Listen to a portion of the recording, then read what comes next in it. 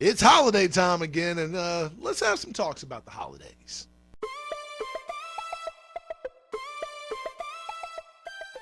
What's going on, everybody? It's your boy Rico the Acronym, and it is time again for Rico's Rants. Now, I look all unkempt and shit like this because I just got off work and realized that the video I actually had already recorded for this, the audio was trash. So now we're re-recording it because fuck it. By the way, didn't even think about this last time, but trigger warning for anybody that doesn't feel like getting into talking about seasonal affective disorder or anything right now.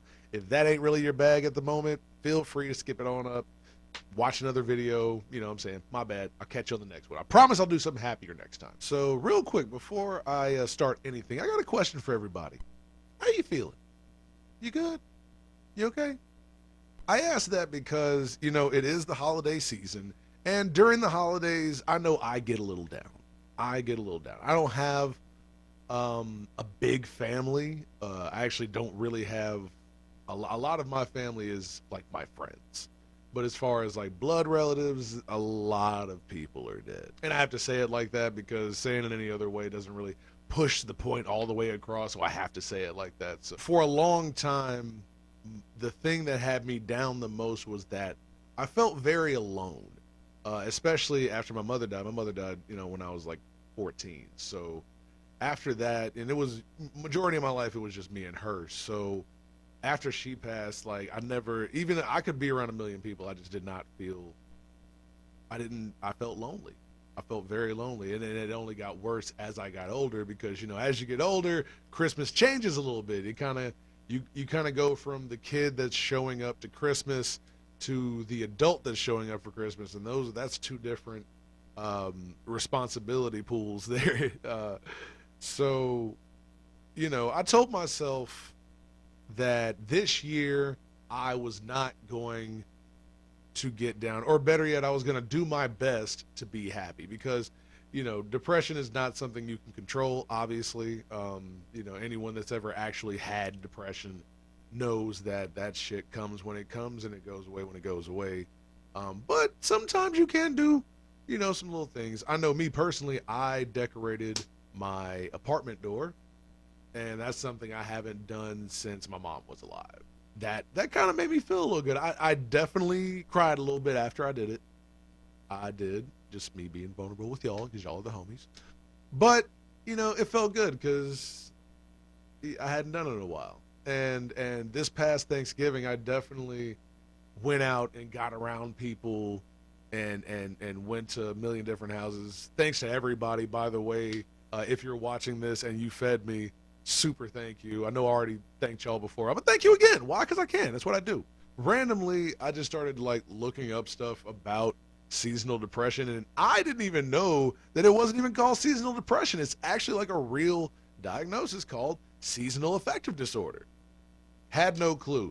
And so I did a little bit of digging, and I saw this list of things, and I figure, you know, if you're going through this kind of stuff, maybe maybe knowing this kind of stuff might help out a little bit. Big shout out to DelrayBeachPsychiatrist.com. That's where I got these 8 facts from. I will put it in the description so you can check it out for yourself. And if you're in the Delray Beach area, maybe you want to go there. I don't know. A little bit of free promo for you. No problem. You help me, I help you. So, 8 facts about seasonal affective disorder. Let's go. Number 1, it affects around 10 million Americans. It's not just you, homie. It's not just you. So you're not alone in this. I'm here. You're here.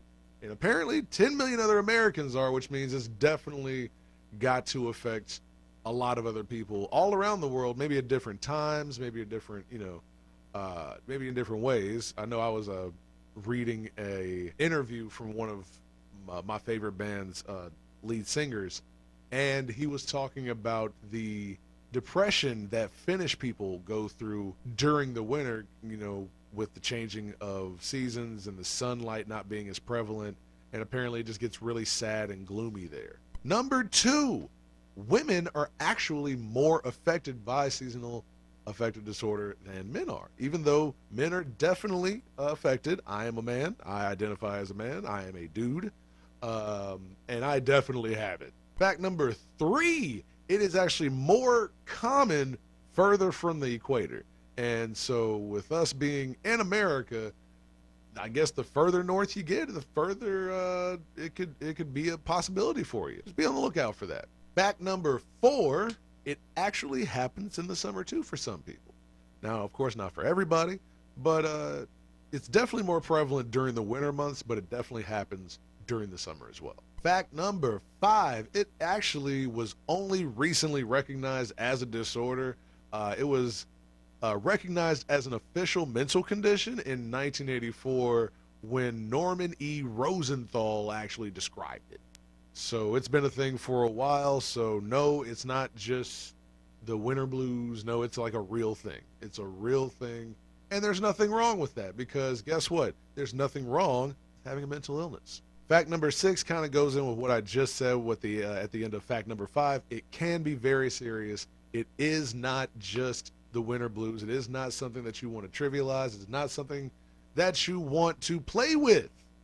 You don't want to play with it. You definitely want to, look at it as what it is, and that is a mental health issue. Take care of it the same way you would take care of any of your other mental health care issues. Fact number 7: it actually runs in families, and it definitely ran in mine. My dad had it. He was like during the summer, he was a stickler. He was, always in arguments. During the winter, though, he turned like weirdly like generous and nice. Like not like all the time, but like way more than usual. So I know I've seen it firsthand, and I know I experience it as well. And I don't know how my brother feels during the winter. I'd have to ask him one of these days. But yeah, so if your mom dealt with it, dad dealt with it, you might deal with it as well. Definitely look into it. And the final fact, number 8: your age does actually matter when it comes to this kind of stuff. Most people don't actually start experiencing seasonal affective disorder until after 20, but it can happen in kids and teens too. So, if you're older than 20, like I said, don't trivialize it. Don't just say, oh, it's just the winter blues. Oh, I just get this time. I just get this way this time of year. I've been saying that for years, and it's not that you can do anything about the depression, but you can make yourself feel better. And I don't know how personally you make yourself feel better, whoever you are that's watching, you awesome person, you. I know me, I found out this year some stuff I didn't even know made me feel good when I was depressed. I enjoy giving out food to people. I didn't realize that I did until this year. It was really cool that I got to do it. It was on a super small scale, but every bit helps. And for the younger viewers, if I have any, which I highly doubt I do, watch out for that as well. It's especially if you've had a lot of trauma in your life. If you're teens with a lot of trauma, whether it be anything, abuse or whatever, people dying around them. I was a kid that had a lot of people die, a lot of important people die quickly, like right as I got into high school. My mother passed, my great-grandmother passed, my grandfather passed. They all passed within 3 months of each other. And it was hard. I could be in rooms with all types of people. I could go to a million different houses, and I still just felt super alone. Just super alone. And it's because my mom wasn't there. That's the person I spent Christmases with. Like, that's the person she was my rock for a while. As all mothers, well, good mothers anyway, are. I just noticed that I'm actually not tearing up or like getting a lump in my throat saying any of this stuff. That's a first. That's kind of cool. Sometimes reshoots are kind of cool, aren't they? But I said all of that to just, let you know that it's not just you. It is a real thing. And you're not alone, and I'm probably saying that more to myself than y'all, but I want y'all to feel it too, and I want y'all to hear it too. You're not by yourself. If you're feeling this way, I hope that you have someone that you can call on, someone you can talk to, someone you can chat with, whether it be a family friend, internet friend, somebody you can actually see in person or somebody you can FaceTime or whoever.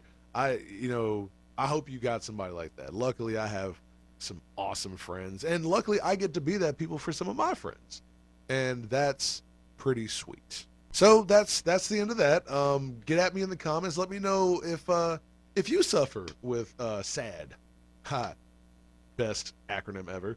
Yeah, let me know if you deal with it, how you get through it. You might be helping somebody. Somebody might read your comment and go, "Hey, let me try that," and then it works for them, and then everybody's just a little bit happier during the holiday season because it can get lonely. It can get lonely, but you don't have to be that. You know, you don't have to. But I also understand those of you that will isolate. I used to do that as well.